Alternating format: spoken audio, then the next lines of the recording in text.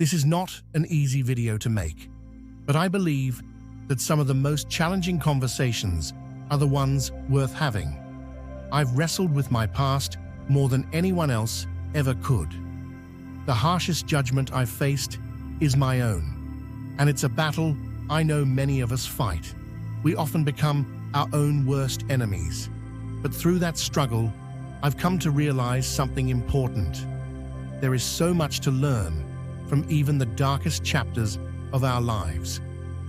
Years ago, I found myself in a situation I never chose, a life I didn't want, one that left me broken. For a long time, I thought all I could take from that experience was pain. But over time, I began to see a different side. I learned about people, their struggles, their desires, and their need for connection. It's something we all share, even if we don't always know how to find it. Connection is at the heart of everything. Yet, so many of us feel isolated, misunderstood, or alone. I saw this firsthand in the men I encountered, each carrying their own story. Some were grieving, some were searching for comfort, and some were simply running from the silence of their own lives. What I realized is that the need for connection doesn't make us weak, it makes us human. But there's something unsettling happening in our world today. We've started to replace real intimacy with artificial solutions. AI girlfriends, virtual connections, and endless distractions promise us companionship without risk. Yet, the more we rely on these hollow substitutes, the lonelier we become. It's like trying to fill a void with shadows. They can never truly replace what's real. The truth is, intimacy, real, raw intimacy, can be messy and unpredictable.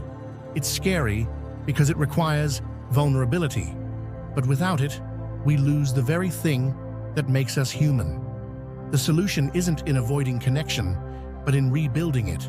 That starts with seeing each other not as disposable, but as valuable and irreplaceable. Healing begins with us.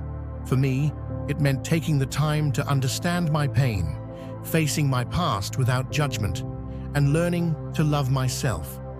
Because if we can't be our own best friends, how can we truly connect with others? The journey isn't easy, but it's worth it. Start by being honest with yourself and with those around you. Seek out the relationships that nurture, not harm, and let go of the ones that drain you. We live in a world that often teaches us to take, to hurt, and to leave scars. But we have the power to rewrite that narrative. By choosing to heal, to connect, and to love deeply, we can build a future that isn't defined by pain, but by growth and hope. Let's break the cycle together. To anyone listening, know this: you are not alone. Your past does not define you, and your future is yours to create. Let this be the year you heal, the year you grow, and the year you rediscover the beauty of connection. Thank you for watching, and may this year bring you peace, purpose, and a path forward.